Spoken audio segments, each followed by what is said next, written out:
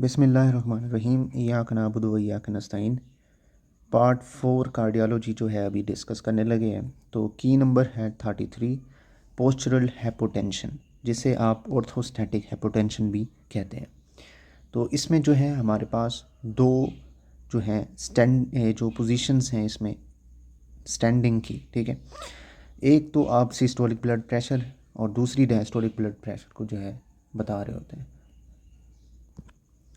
Systolic blood pressure जो है आपका at least 20 mmHg with in 3 minutes of standing पे जो है ड्रॉप होना चाहिए, जबकि diastolic blood pressure at least 10 mmHg with in 3 minutes of standing पे क्या है ड्रॉप हो।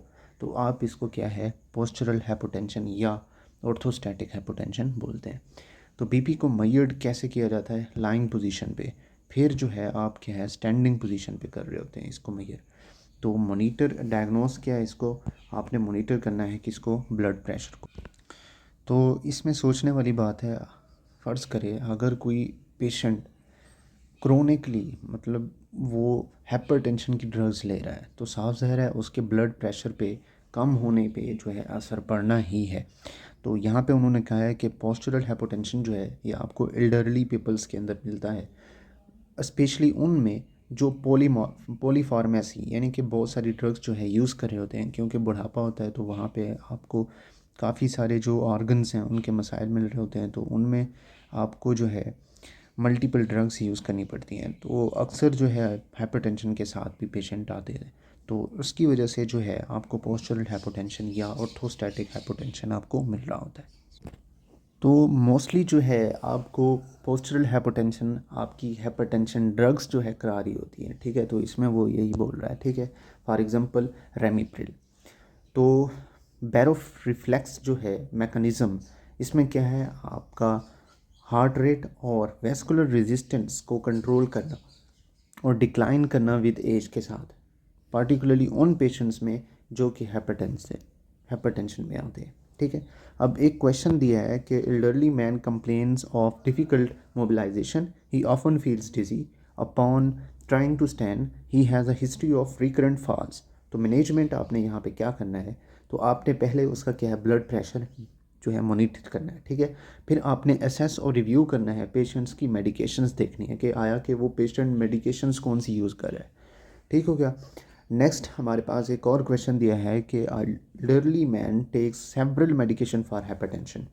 तो यहाँ पे देखें आपको निशानी मिल गई है, और हार्ट फेलियर की दोनों की क्या है सेवरल कई जो है मेडिकेशंस ले चुका है। He often feels dizzy upon trying to stand. He has a history of recurrent falls. तो यहाँ पे हमारे पास पॉलीफार्मेसी, तो यहाँ पे हमारा लाइकली जो काज हो रही है पोस्चरल हाइपोटेंशन में, तो पॉलीफार्मेसी बहुत सारी ड्रग्स जो है वो ले रहा है, तो इसकी वजह से जो है उसको मसला हो रहा है। तो मैनेज आपने कैसे करना है, आपने ब्लड प्रेशर को मॉनिटर करना है। अच्छा जी, नेक्स्ट क्वेश्चन है कि elderly man feels dizzy when he stands and loses balance he and falls. He is on a number of medications: ramipril for hypertension, zopiclone insomnia, cetirizine for allergy of hay fever, metformin for diabetes, and lithium for bipolar disorder. He has postural hypotension. His diastolic blood pressure while standing is more than 10 mmHg, lower than his diastolic blood pressure while sitting. तो यहाँ पे आपको एक और जो है एक मिल रही है, खड़ा है तो उसका 10 mmHg जो है बढ़ा हुआ मिल रहा है, अगर बैठता है तो उसका डायस्टोलिक जो है आपको कम मिल रहा होता है, ठीक है। तो इस तरह की जो है उसने स्टेटमेंट बना दिया। Which medication is the most likely reason for his recurrent falls. तो यहाँ पे साफ ज़ाहिर है जो हाइपरटेंशन की जो हम ऊपर डिस्कस करके आए हैं कि ड्रग्स जो है आपको करा रही है पोस्चरल हाइपोटेंशन, तो इसलिए जो है वो गिर जाता है बंदा।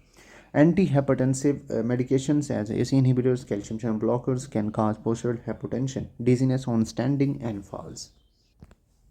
तो यहाँ पे note if there was no postural hypotension, we should suspect zopiclone. Although rare, it can lead to falls by the balance impairment. ठीक हो गया। और again हमारे पास any patient of any age and any ethnic group present with hypertension and he is a diabetic patient, you should prescribe ACE inhibitors, क्योंकि ये हमारे पास क्या है एक रेनोप्रोटेक्टिव ड्रग है, ठीक हो गया। Start with ACE inhibitors in April. Note if the EFGR is 30 or below, ACE and ARB should be avoided. तो यहाँ पे एक जो है इन्होंने एक नोट दिया है, आपको इस तरह का कोई केस दे देंगे, ठीक है, ये जो है प्लस आपको बोल देंगे कि EGFR जो है इस पेशेंट का 35 है, चलें आप 35 कर लें, तो यहाँ पे जो है आप AC या ARBs जो है नहीं देंगे, ठीक है।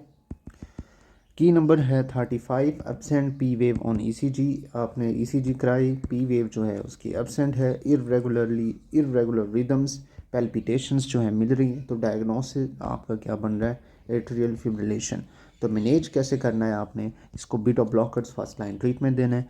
अगर पेशेंट, मैं बार बार बता रहा हूँ कि अगर पेशेंट दमे का हो तब आपने उसको बीटा ब्लॉकर्स नहीं देनी, क्योंकि ये बीटा ब्लॉकर्स उस दमे को क्या है एक्सो जो है आप उसको बढ़ाता है उल्टा, ठीक है, कम करने की बजाय। तो अगर पेशेंट आपको जो है मिल रहा हो दमे वाला, तो आप बीटा ब्लॉकर उसमें नहीं देते, बल्कि आप कैल्शियम चैनल ब्लॉकर्स देते हैं। अगर पेशेंट HF हार्ट फेलियर के साथ जो एसोसिएट है, तो आपने डाइजोक्सिन जो है देनी है। तो यहाँ पे एग्जांपल है डायरेक्ट ओरल एंटीकोएगुलेंट। तो ये एक इम्पोर्टेंट है, हम शायद दूसरी तीसरी बार जो है कर रहे हैं, तो आपको ये भूलना नहीं चाहिए। अगर पेशेंट अनस्टेबल हो, अनस्टेबल मींस उसका सिस्टोलिक ब्लड प्रेशर 90 से कम मिल रहा हो, तो आपने क्या करना है, कार्डियोवर्जन। अगर पेशेंट एट्रियल फिब्रिलेशन के साथ अनस्टेबल हो, हाइपोटेंशन हो, एट्रियल फिब्रिलेशन जस्ट स्टार्टेड हो और no cardioversion in the options, cardioversion जो है ऑप्शन में ना हो, तब आपने IV एम्योडरोन देनी है, ठीक है। तो नेक्स्ट 36 ये हम कर चुके हैं। फीवर मिल रहा होगा, न्यू मरमर मिल रहा होगा, और इन्फेक्टिव इंडोकार्डाइटिस का क्या है हमारे पास केस है, इसको जो है आपने पढ़ लेना, ठीक है। की नंबर 37 वेंट्रिकुलर एक्टोपिक्स। इसका क्या मतलब है कि 3 बीट पैटर्न्स, इनमें क्या वेंट्रिकुलर ट्राइजेमिनी, ट्राई मीन्स 3, ठीक है। तो इसमें क्या है कि आपको sense of missed skipped beat या अनसस्टेन पैल्पिटेशन मिल रही होती है। डिस्पनिया और डिजीनेस, इसमें आपके जो वेंट्रिकुलर टॉपिक का जो डिस्चार्ज है इमेच्योर होगा, फोकस, ठीक है। तो ये आपको जो है अर्ली और हमारे पास ब्रॉड QRS कम्प्लेक्स दे रही होंगी। इनकी काजेज़ की बात करें तो आपको cardiomyopathy, ischaemic heart disease, stress, alcohol, caffeine, cocaine, medications या नेचुरली हो सकता है। Over half the population have silent or asymptomatic ventricular ectopics which are discovered incidentally on a routine ECG. If there is no underlying heart disease like ischemic heart disease, cardiomyopathy, benign, no clinical significance. If these ventricular ectopics due to the ischemic heart disease or cardiomyopathy may precipitate to more life-threatening arrhythmias like ventricular fibrillation. तो ये जो है simple सी चीज़ें थी। की number 38 ये हम कर चुके हैं, की नंबर 39 भी हम कर चुके हैं। तो अभी जो है की 40 करते हैं। A patient with chronic heart failure developed gout, a medication for his gout is prescribed. A few days later, the patient came back to the hospital complaining of worsening of his heart failure symptoms like shortness of breath and orthopnea.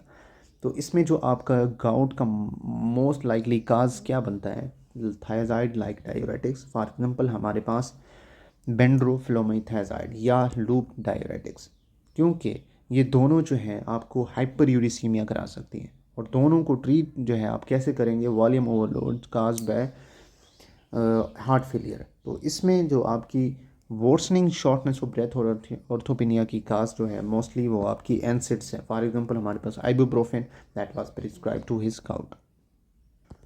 Next important note आपने भूलना है कि never give NSAIDs, non steroidal anti inflammatory drugs, for example ibuprofen, nor selective COX-2 inhibitor, for example celecoxib, to the following patient. अगर आपको ये 3 patient मिल जाएं, chronic kidney disease, chronic heart disease और इस्कीमिक हार्ट डिजीज़, तो इनको आपने कभी भी भूल के भी एनसिड्स या आप सेलेक्टिव COX-2 इनहिबिटर्स हैं, ये दोनों आपने कभी भी नहीं देनी, ठीक है। These drugs can worsen the heart failure, worsening the shortness of the breath and the orthopnea and also the renal function. Remember that NSAIDs inhibit the synthesis of the prostaglandins. तो ये हमारे पास NSAIDs का क्या है mechanism है। आपकी जो prostaglandins की सिंथेसिस होती है उसको तैयार कर रहे होते हैं, तो उसको जाके एनसेड स्टॉप कर देते हैं, इनहिबिट कर देते हैं, thus decrease the E G F R sorry. तो ये आपके क्या है ई जी एफ आर को क्या है डिक्रीज़ कर देगा, तो आपका जो ज़्यादा से ज़्यादा वाटर होगा और साल्ट होगा वो रिटेन रहेगा, बरकरार रहेगा। रिस्क फैक्टर ये किस चीज़ के हैं, आपके हार्ट फेलियर के। थायजाइड लाइक डायरेटिक्स और लूप डायरेटिक क्या है, आपकी यूरिक एसिड की क्लियरेंस को क्या है डिक्रीज़ करते हैं और लीड टू काउट, जिसमें आप हाइपर यूरिसीमिया जो है बोल रहे होते हैं। नेक्स्ट है कि NSAIDs such as ibuprofen are used for the treatment of gout. If given to a patient with a chronic heart failure, they would worsen the heart failure symptoms, orthopnea and dyspnea. Next है हमारे पास की number 41 in hospital cardiac arrest algorithm. अगर life का कोई science नहीं involve, like हमारे पास no breathing, no detectable pulse, तो आपने क्या करना है, यहाँ पे 4 स्टेप्स हैं। Ring the emergency bell and call resuscitation team, code blue first. Then आपने स्टेप 2 की तरफ जाना है, क्या कर देना है, स्टार्ट CPR 30/2, ठीक है। और थर्ड पॉइंट पे आपने क्या करना है, गेट डिफिब्रिलेटर। फिर आपने क्या करना है, ALS जब रिससिटेशन टीम जो है अराइव कर जाए। नेक्स्ट ये जो उन्होंने टेबल बनाया है कि कोलैप्स्ड सिक पेशेंट है, shout for help and assess the patient, are there signs of the life, breathing, pulse, movement, yes ABCD को फॉलो अप कर। Sorry for interruption. तो हम थे कोलैप्स सिक पेशेंट पे। तो यहाँ से जो है आपको जब मिले कोई पेशेंट इस तरह से सिक या कोलैप्स, तो आपने हेल्प के लिए क्या है, शाउट करना है, फिर आपने पेशेंट को असेस करना है, फिर आपने उसके लाइफ के साइंस देखने हैं। साइंस कौन से, आपके ब्रीदिंग, पल्स और मूवमेंट देखनी है, ठीक है। अगर हैं तो ABCDE आपने देखनी है। फिर जो है आप रिससिटेशन टीम को कॉल करेंगे, हैंड ओवर कर देंगे आप उसी टीम को, ठीक हो गया। अगर नो साइंस ऑफ लाइफ हो तब आपने क्या करना है, ring the emergency bell and call resuscitation team, start करना है CPR, ठीक है। 2 मिनट के अंदर आपने 30 मरतबा जो है आपको उसको देना है CPR। ALS when the life team arrive. तो यहाँ पे एक की है, उसमें जो है आपको एक डायग्राम दी गई है एट्रियल फिब्रिलेशन की, ठीक है। तो इस तरह की आपको उसमें जो फीचर्स मिल रहे होंगे, आपको एक तो इरेगुलर रिदम मिल रहा होगा, P वेव एब्सेंट मिल रही होगी और फाइन फिब्रिलेटरी वेव्स मिल रही होंगी, जिनमें और फीचर्स आपको मिल रहे होंगे पैल्पिटेशन, टैकीकार्डिया, डिस्पनिया जिसमें शॉर्टनेस ऑफ ब्रेथ, फिब्रिलेटरी वेव्स जो है आपको ECG पे मिल रही होंगी, फिर आपको irregular rhythm, absent P wave. तो ये आपके फीचर्स हैं किस चीज़ के, एट्रियल फिब्रिलेशन के, ठीक हो गया। और यहाँ पे आपने ट्रीट कैसे करना है, बीटा ब्लॉकर्स देने हैं इस पेशेंट को। अगर पेशेंट जो है दमे वाला है, ठीक है, दमे वाला, तो उसको आपने कैल्शियम चैनल ब्लॉकर्स देने हैं। तो कुछ मैं कीज़ जो है स्किप करता जा रहा हूँ क्योंकि हम जो है पहले से डिस्कस कर चुके हैं इनको, ठीक है। तो यहाँ पे जो है उन्होंने 2 फ़र्क बताए हैं, प्रॉक्सिमल सुप्रावेंट्रिकुलर टैकीकार्डिया और पॉलीमॉर्फिक वेंट्रिकुलर टैकीकार्डिया, जिसमें टोर्सेट्स डीपो। तो प्रॉक्सिमल सुप्रावेंट्रिकुलर टैकीकार्डिया SVT में क्या होता है, आपको QRS कम्प्लेक्स नैरो मिल रही होती है, तो ये एक निशानी है। और इसमें आपको क्या है, जहाँ आपकी T वेव होती है ना, वहाँ पे आपको P वेव उसमें बुरीड मिलेगी, दबी हुई मिलेगी, डिप्रेस मिलेगी, ठीक है। पॉलीमॉर्फिक वेंट्रिकुलर टैकीकार्डिया में क्या है, आपको QRS कम्प्लेक्स जो है आपको क्या है, ब्रॉड मिलेगा, ठीक हो गया। तो यहाँ पे जो है आप देख सकते हैं इसको, इस तरह से जो है आपको QRS कम्प्लेक्स जो है ब्रॉड मिल रहा है, ठीक हो गया। और इस डायग्राम में आपको ये जो उन्होंने दिखाई P वेव जो है आपको T वेव में क्या है, बुरीड नज़र आएगी। तो अब अगर हम इसको ट्रीट करना चाहें तो फर्स्ट लाइन में जो है आप कैरोटिड मसाज जो है और वल्सेल्वा मैनवर देते होते हैं। फिर आपने क्या है, IV एडिनोसिन देनी है। फिर अगर हम बात करें पॉलीमॉर्फिक वेंट्रिकुलर टैकीकार्डिया की, तो उसमें क्या है, IV मैग्नीशियम सल्फेट आप देते होते हैं, ठीक है। नेक्स्ट बैक ट्राइएड्स, ये हम कई बार कर चुके हैं, आपको फिंगर टिप पे आना चाहिए। Hypotension, muffled heart sounds. और थर्ड जो हमारे पास था JVP, आप देख रहे होते हैं, रेस्ड। नेक्स्ट है हमारे पास की नंबर 47, इसमें आपने एट्रियल मैग्जोमा की बात करनी है। इसमें क्या है, आपको मिट्रल वैल्व की ऑब्स्ट्रक्शन मिलेगी, जिसे आप मिट्रल स्टेनोसिस जो है बोल रहे होते हैं, ठीक है। और यहाँ ये आपको जो है अर्ली या मिड डायस्टोलिक मर्मर, डिस्पनिया और सिंकोप जो है जैसे फीचर आपको दे रहा होगा, ठीक है। एट्रियल मैग्जोमा जो है, इसमें क्या होता है, आपका जो ब्लड है ना, वहाँ पे एक एम्बोलाई, स्मॉल एम्बोलाई क्या है, मैस बन के टूट के ना आपके ब्लड में ट्रैवल करने लगता है और वो इस्कीमिक कर देता है मल्टीपल साइड्स को। और उसमें जो है आपको जो एग्जांपल्स हैं उनमें पल्मोनरी एम्बोलिज्म, स्ट्रोक, क्लबिंग और ब्लू फिंगर जैसी चीज़ें आपको मिल रही होती हैं एट्रियल मैक्सिमा के अंदर। तो वो कहता है कि अगर patient syncope, shortness of breath, pulmonary embolism और अर्ली मिड डायस्टोलिक मर्मर की हिस्ट्री के साथ आए तब आपने एट्रियल मैक्सिमा के बारे में सोचना है। नेक्स्ट है हमारे पास की नंबर 48 कि आपने कुछ अल्कोहल पे जो है पॉइंट्स बताने हैं। According to UK guideline recommend that person should drink. अगर हमारे पास नो मोर देन 14 यूनिट्स, तो उसमें क्या है कि वीक होना चाहिए। अगर no more than 3 units a day with at least 2 alcohols free days within a week. So if someone drinks 7 units of alcohol with a week and smoke 20 cigarettes a day, we should refer him to smoking cessation clinic. This is because his alcohol intake is insignificant as per NICE, whereas smoking is significant. की नंबर है 49। Scenario दिया गया है कि 4 दिन MI के बाद एक एल्डरली पेशेंट जो है फैटीग, डिस्पनिया के साथ आया। अस्कुल्टेशन पे आपको पैन सिस्टोलिक मर्मर मिला है एपेक्स पे और रेडिएट हो रहा है एक्जिला पे, जो कि आप सुन सकते हैं उसको। तो ये जो है हमारे पास इसका डायग्नोसिस मिट्रल रिजिडिटेशन है और इसमें काज जो है आपको रप्चर ऑफ पेपलरी मसल्स मिल रहे होते हैं। नेक्स्ट है एक्यूट मिट्रल रिजिडिटेशन। ये इम्पोर्टेंट है। इसमें क्या है, आपको पैन सिस्टोलिक मर्मर मिल रही होगी और ये आपको MI के 2 से 15 दिन पे जो है आपको मिल रही होगी, लेकिन मोस्टली जो है आपको इन्फीरियर MI मिल रहा होगा ड्यू टू इस्कीमिया और rupture of the papillary muscles of the mitral valve. Early to mid systolic और pan systolic murmur is typically heard, may present with hypotension, tachycardia और पल्मोनरी एडिमा। डायग्नोसिस क्या है, इसमें हमारे पास इकोकार्डियोग्राम। ट्रीटमेंट में जो है आप क्या है वैसोडायलेटिक थेरेपी दे रहे होते हैं, लेकिन ज़्यादातर आप एमरजेंसी सर्जिकल जो है रिपेयर कर रहे होते हैं।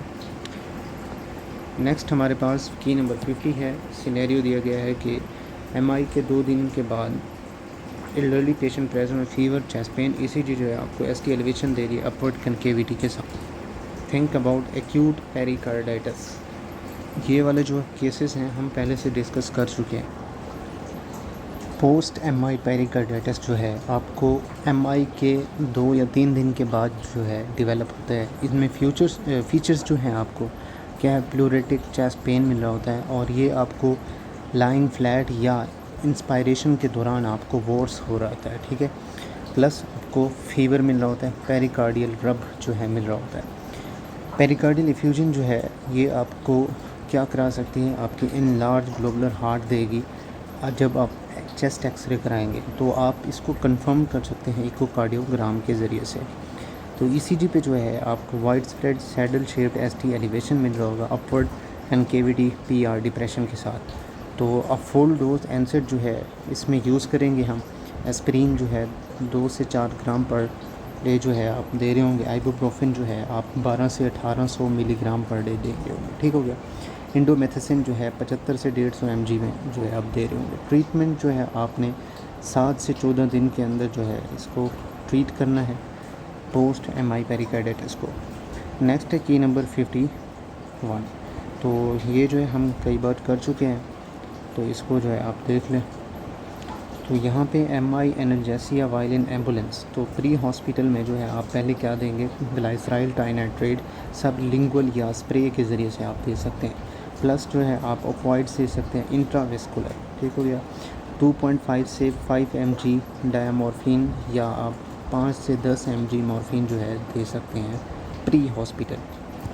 तो यहाँ पे एक क्वेश्चन है कि around 1/3 of the patient with MI have nitrate resistant chest pain, therefore morphine is given additionally to relieve chest pen.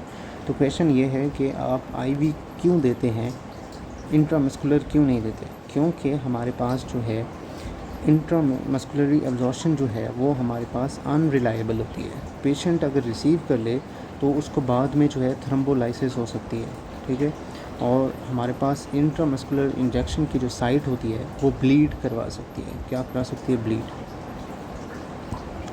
That's why we prescribe IV instead of intramuscular. की नंबर है 52।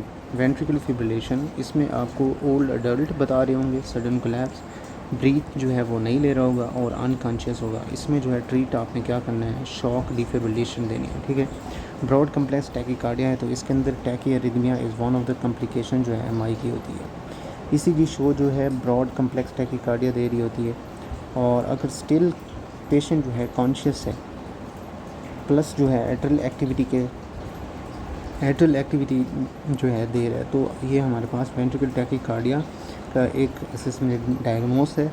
इसके अंदर आप ट्रीट उसे आईवी एमिड्रोन से जो है कर। अगर पेशेंट अनस्टेबल है, अनकॉन्शियस है, कोलैप्स्ड है, ब्रीथ नहीं कर रहा, तब आप वेंट्रिकुलर फिब्रिलेशन काउंट कर रहे थे इसको।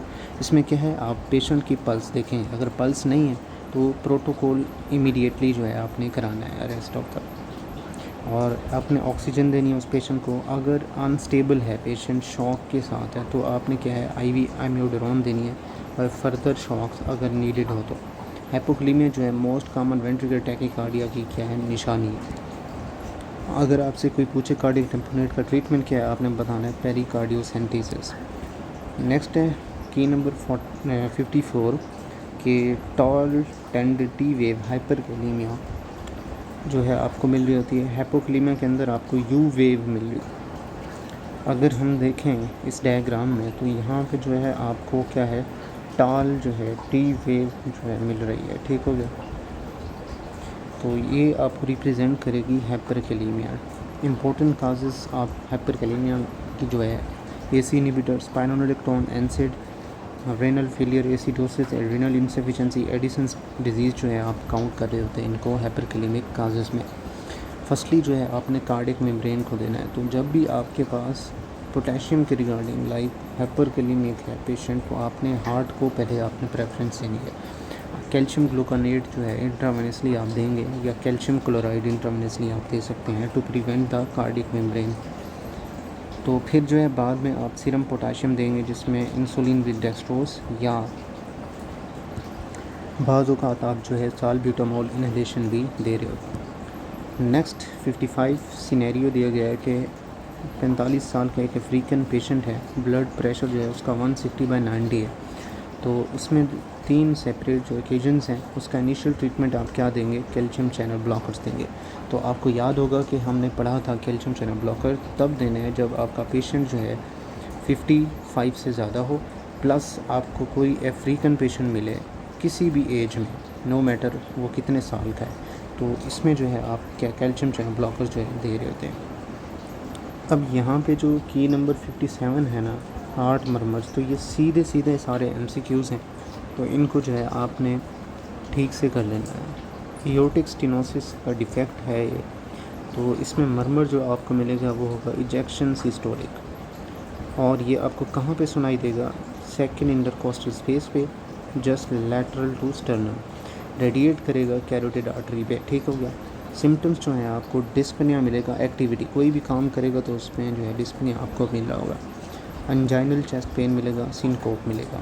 नेक्स्ट एओर्टिक रिजिडिटेशन का क्या है, डिफेक्ट है ये आप जो है इसमें मरमर की जो टाइप बता रहे होते हैं वो अर्ली डायस्टोलिक बता रहे होते हैं। ये आपको राइट सेकंड इंटरकोस्टल स्पेस में मिल रहा होगा, लैटरल टू स्टर्नम। सिम्टम्स जो है आपको हार्ट फेलियर वाले जो है मिल रहे होंगे। नेक्स्ट है पल्मोनरी स्टेनोसिस, इजेक्शन सिस्टोलिक। इसमें क्या है आपको सेकंड इंटरकोस्टल स्पेस के लेफ़्ट साइड पे मिल रहा होगा, लैटरल टू स्टर्नम, और ये आपके लेफ़्ट शोल्डर को जो है रेडिएट करेगा till the infra clavicular area तक। तो यहाँ पे सिम्टम जो है आपको सिस्टेमिक सिनोसिस जो है सिम्टम मिल रहा है। नेक्स्ट है pulmonary regurgitation, early diastolic, left second intercostal space just lateral to sternum, ठीक हो गया। पल्मोनरी वाले जो दोनों हैं ना आपको ये लेफ़्ट साइड पे मिलेंगे, पल्मोनरी जो है आपको लेफ़्ट साइड पे क्या है मिल रहा होगा, ठीक हो गया। सिम्टम्स जो हैं आपको राइट साइडेड हार्ट फेलियर के मिल रहे होंगे। मिट्रल स्टेनोसिस, तो इसमें आपको जो है टाइप जो मरमर की मिलेगी वो मिलेगी mid late diastolic with opening clay. तो ये एक मोस्ट इम्पॉर्टेंट जो है आपसे मरमर इस तरह का जो है क्लिनिकल केस लेकर पूछ लेते होते हैं। Apex left fifth intercostal space mid clavicular line पे आपको मिल होगी। सिम्टम्स जो हैं हार्ट फेलियर में जो है आपको मिल रहा है। नेक्स्ट है हमारे पास मिट्रल रिजिडिटेशन, डिफेक्ट जो है आपको पैन सिस्टोलिकली मिल रहा होगा। लेफ़्ट फिफ्थ इंटरकोस्टल स्पेस और MCL और एपेक्स पे आपको मिल रहा होगा, रेडिएट हो रहा होगा अभी एक्सिला तक। Symptom congestive heart failure, oedema, ascites. Tricuspid stenosis, diastolic rumble जो है आपको मिल रहा होगा। फोर्थ से fifth intercostal space over the left sternal border और fluttering discomfort in the neck. Next tricuspid regurgitation, इसमें क्या है आपको पेन सिस्टोलिक जो है मिल रहा होगा। और फोर्थ से फिफ्थ जो है इंटरकोस्टल स्पेस में वो लेफ्ट स्टर्नल बॉर्डर पे सिम्टम जो है राइट साइड हार्ट फेलियर जो है आपको दे रहे होंगे। एग्जांपल की बात करें तो यहाँ पे आप patient with history of MI present with the orthopnoea can not lie down flat by basilar crepitation pain systolic murmur. यहाँ पे आपका जो डायग्नोसिस बन रहा है किस चीज़ पे है, मिट्रल रिजेजिटेशन का। ईको जो है आप करते होते हैं डायग्नोस करने के लिए। सिनेरियो दिया गया है कि young adult patient present with the frequent fainting attacks seen since childhood and the prolonged QT. There are sinus rhythm and normal PR interval. Number of no family history and arrhythmias or sudden death. यहाँ पे जो आपका clinical जो है diagnose बन रहा है वो कौन पोलीमॉर्फिक वेंट्रिकुलर टैकीकार्डिया टोर्सिड्स डी पॉइंट्स का, ठीक है, जिसमें आपको ब्रॉड कम्प्लेक्स QRS जो है QRS मिल रहा था। तो बीट टू बीट वेरिएशंस मिलेंगी with no uniform pattern of ventricular contraction, broad complex except in resting status. तो ये जो है आप इसमें ट्रीट जो कर रहे होते वो IV मैग्नीशियम जो है दे रहे होते। तो यहाँ तक जो है हमारा पार्ट जो है कार्डियोलॉजी का ख़त्म हो गया। इसके बाद जो है हम थोड़ी देर तक जो है दूसरे पार्ट जो है डिस्कस करेंगे कार्डियोलॉजी। इंशाल्लाह 1 या 2 दिन में कार्डियोलॉजी जो है हम सारी ख़त्म कर देंगे। तब तक अल्लाह हाफ़िज़।